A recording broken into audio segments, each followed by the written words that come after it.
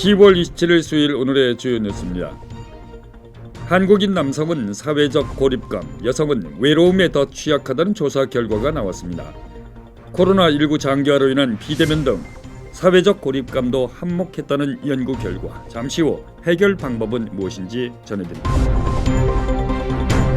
가평구는 오늘부터 정부의 집합금지 영업시간 제한 조치로 피해를 입은 소상공인을 대상으로 손실보상금 지급 신청을 받습니다. 손실보상금 신청 대상자 범위 등을 황태영 기자가 취재했습니다.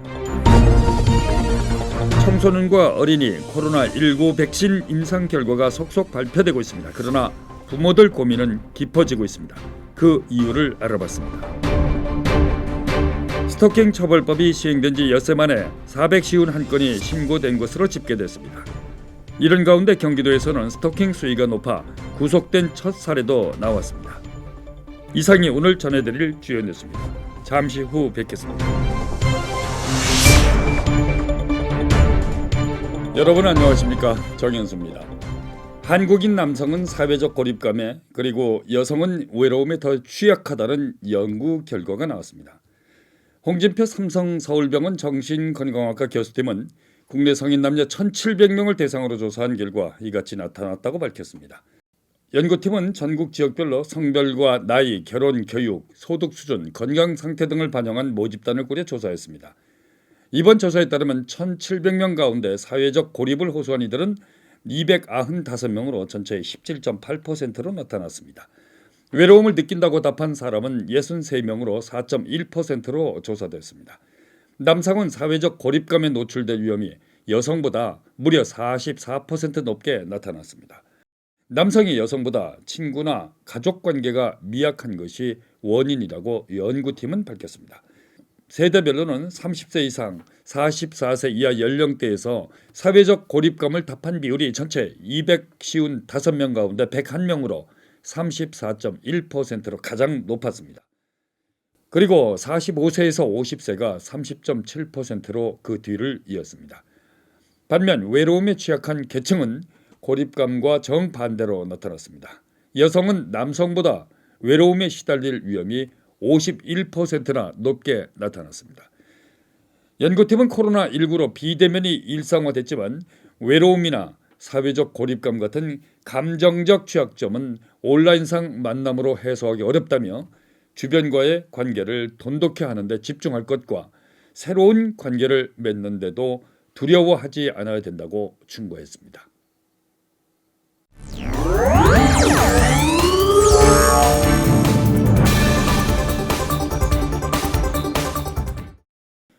앞서 코로나19 장기화로 외로움과 사회적 고립감을 느끼는 사람이 많아지고 있다는 뉴스를 전해드렸습니다. 그런데 소상공인들의 고통은 또 가늠조차 어려울 정도라고 하죠. 그래서 가평구는 오늘부터 정부의 집합금지와 영업시간 제한 조치로 피해를 입은 소상공인을 대상으로 손실보상금 지급 신청을 받기 시작했습니다. 보다 자세한 소식을 황태영 기자가 보도합니다. 정부의 사회적 거리두기 4단계 방역 지침이 지난 7월부터 현재까지 4개월간 유지되고 있습니다. 정부는 이에 따라 영업시간 제한, 집합금지 등의 조치로 손해를 본 소기업 소상공인을 위해 손실보상금을 지급한다고 밝혔습니다. 방역 조치에 협조해 주신 집합금지 영업 제한 소상공인 여러분들께 체계화된 제도를 통해 보상을 해드릴 수 있게 되어 다행이라고 생각합니다. 가평군도 오늘부터 손실보상금 신청을 받습니다. 경영상에 심각한 손실을 본 사업자를 대상으로 지원을 해주고 있습니다. 유흥업소나 단람주점 같은 집합금지 업종이나 카페나 식당 같은 영업시간 제한 업종을 대상으로 저희 가평구는 2,536개소의 업소가 해당이 됩니다. 손실보상금은 지난 2019년과 올해 매출액을 비교해 일평균 손실액, 방역조치 이행일수, 보정률을 계산해 산정됩니다. 얼마나 보상을 받게 되는 건가요? 분기별 최소 10만 원에서 1억 원까지 지급이 가능하고요. 단 매출 실적 감소가 없으면 지원 대상이 안 됩니다. 손실보상금 신청은 오늘부터 30일까지 나흘간은 홀짝제가 운영됩니다. 사업자 등록번호 끝자리 기준 27일과 29일은 홀수, 28일과 30일은 짝수인 경우 신청이 가능합니다. 손실보상금 신청에는 별도의 서류가 필요하지 않고 간단한 인증 절차만 거치면 됩니다. 온라인 접수는 10월 27일서부터 가능하며 11월 3일서부터 가평업사무소 행정복지센터 2층에서 오프라인 접수를 하고 있습니다. 손실보상금은 신청일로부터 최대 이틀 이내에 관내 소기업 소상공인들에게 지급될 예정입니다. NJ 뉴스 황태영입니다.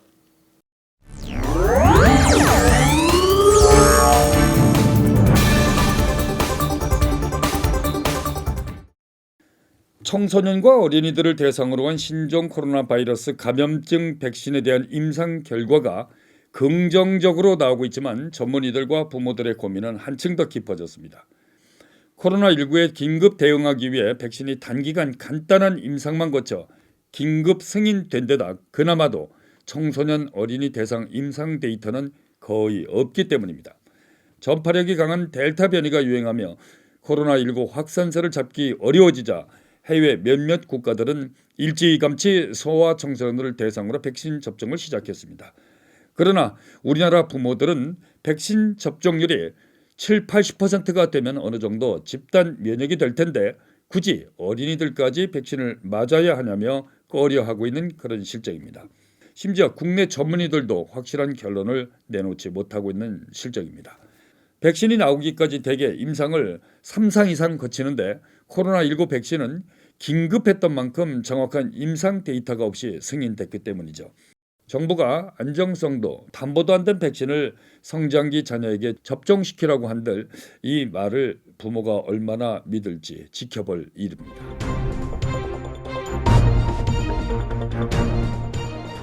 스토킹 처벌법이 시행된 첫 5일간 관련 신고가 400건 이상 접수된 것으로 파악됐습니다. 경찰청에 따르면 스토킹 처벌법이 시행된 지난 21일부터 지난 25일까지 관련 신고가 전국에서 총 451건 접수된 것으로 집계됐습니다. 하루 평균 113건 신고가 들어온 셈입니다. 올해 1월 1일부터 이달 20일까지 관련 신고 건수는 총 6,939건에 이릅니다. 하루 평균 24건 접수된 것에 비해 크게 증가한 것입니다.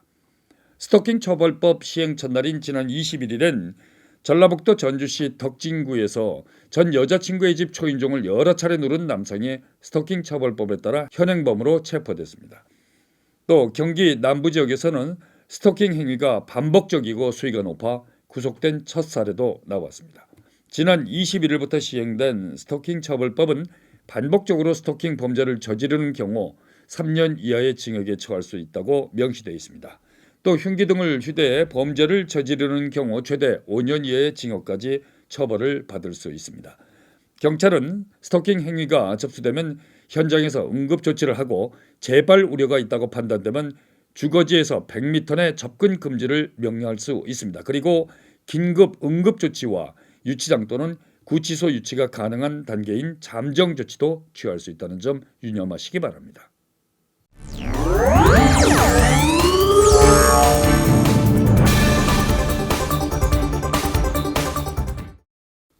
오늘부터 현장 취재 기자를 연결해서 각 지역의 이슈를 점검해보는 시간을 마련했습니다. 의정부 포천, 연천, 동두천, 양주시를 출입하고 있는 양상현 기자를 전화로 연결해서 오늘 사건 사고 소식을 듣겠습니다. 양 기자. 네. 오늘 국민의힘 양주시 당원협의회에서 성명을 발표를 했었죠. 네. 예, 어떤 내용인지 정리부터 좀 해주시겠습니까? 그러니까 광역철도 도봉산 포천선의 그 고업하고 옥천 4km 구간이 있습니다. 네. 이게 지금 시행이 늦어지고 있으니까 즉각 시행하라고 촉구하면서 네. 이거를 알아보니까 이제 경기도하고 양주시가 사업 시행을 내년 상반기에 한다네요. 네. 그러니까 내년 상반기는 대통령 선거하고 또 6월에 지방선거가 있지 않습니까? 그렇죠. 그러니까 공교롭게도 이 시기가 겹치니까 내년 상반기에 그 사업 시행을 해가지고 뭐 표를 얻으려는 그런 속셈이 아니냐 이래가지고 의혹을 제기했습니다 오늘. 예. 네네. 잘 아시는 대로 올해 하반기까지 이제 기본 계획 수립이 됐죠. 네. 그래서 오는 2023년에 이제 착공한다고 이미 발표가 됐는데 왜 지금 하필 이 시점에 이런 성명이 나온 거라고 보십니까? 그러니까 뭐 양주시나 포천 시민 등 경기 북부 주민들이 그 7호선 연장 사업에 대한 그 관심이 굉장히 높지 않습니까? 그렇죠. 근데 요즘에 그 특별히 뭐 별다른 소식도 없고 계속 착공이 늦어지니까 이런 의혹이 나온 것 같습니다. 네, 네. LH 서울 지역 본부도 내년도 상반기에 이제 광역교통 개선 대책을 변경 수립하겠다고 이제 얘기를 했다는 거죠? 네네. 자, 그렇다면 양주시 그 고읍에서 옥정 구간이 착공해야 포천 구간도 착공하지 않겠습니까? 네, 그렇죠. 포천시 반응은 어떻습니까? 포천시는 이게 공구를 갖다가 분할해서 공사를 하는 게 아니고 양주 구간하고 포천 구간이 한 세트로 되어 있답니다. 이 그렇죠. 공구 분할은 기본 계획이 나야지만이 그 다음에 공구가 분할이 되는데 네, 당연히 포천시에도 영향이 있을 수밖에 없죠. 네, 그래서 포천시의 입장을 들어봤더니 포천시는 아직 그 기재부에서 기본 계획조차 수립되지 않았고 이 기본 계획이 수립되고 나서야지 그 실시 설계를 승인받을 때 공구를 분할하는데 경기도가 지금 총 사업비가 증액된 부분이 있어가지고 기재부하고 협의 중에 있답니다. 네, 네, 그래서 이 기본 계획이 내년 상반기 중에 네. 수립될 것 같다. 뭐 이렇게 저한테 귀뜸을 했는데요. 네, 근데 사실 이게 또 공교롭게도 대통령 선거하고 6월 지방선거가 내년 상반기에 있지 않습니까? 그렇습니다.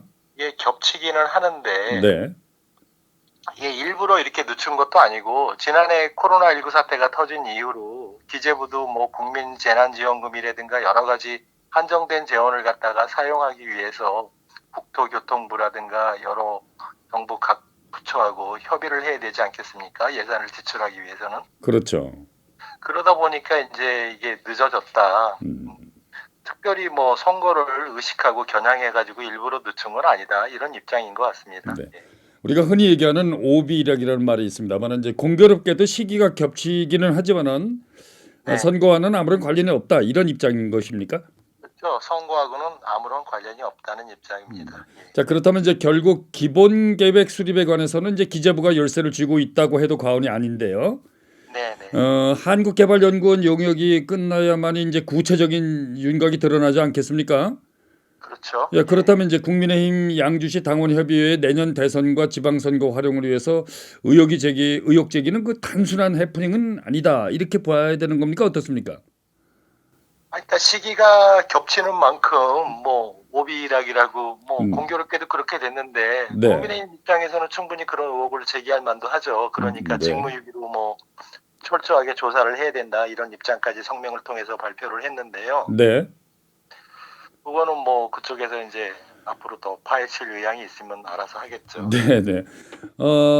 현재 공청회 개최도 지금 제대로 하지 못했죠. 그렇죠. 주민 설명회하고 공청회 이런 게 필수적인 선결 조건 아니겠습니까? 네, 근데 아직 네. 그런 거는 없었습니다. 네.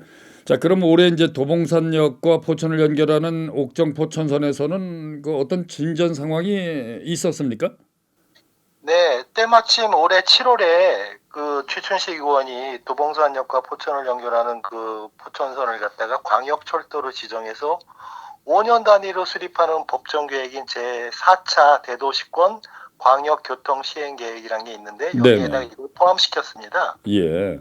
그래서 광역철도로 지정이 되면은 도시철도 방식보다는 사업비가 그 사업비 중에서 국비를 갖다가 10%더 지원받을 수 있다네요. 네. 그래서 뭐 그런 이점이 있습니다. 그래서 더 네네. 좋은 소식이 들려오긴 했는데 네네. 예산은 확보됐지만 이거를 빨리 뭐 시행을 해야지 착공을 해야지 우리 시민들한테 더 피부에 와닿지 않겠습니까? 네네. 이상입니다. 포천 시민들 입장에서는 참 답답하겠습니다. 상당히. 그렇죠. 예. 예, 예. 자, 취재 현장에서 이제 계속해서 이 문제를 취재해 왔는데 이 문제는 어떻게 하는 것이 가장 바람직하다고 보시는지요? 그러니까 계획대로 원래 뭐 내년 상반기 중에 기본 계획을 수립하고 2023년이나 돼야지 이제 착공을 해가지고 28년에 준공 낸다는 예정이었으니까 네. 계획대로 진행을 했으면 좋겠고요. 네. 여기에 대해서 계속 그 의혹을 제기하면서 제동을 거는 일은 좀 자제해 줬으면 좋겠습니다. 네, 국민의힘 양주시 당원협의회가 내년 대선과 또 지방선거 활용을 위해서 의혹이 제기됐다는 현장 소식을 양상현 기자가 전해드렸습니다. 오늘 뉴스 어떻게 보셨습니까? 10월 27일 수요일 준비한 뉴스는 여기까지만 하겠습니다. 시청해 주신 여러분 고맙습니다. 구독과 좋아요는 좋은 방송의 힘이 됩니다. 오늘도 수고 많이 하셨습니다.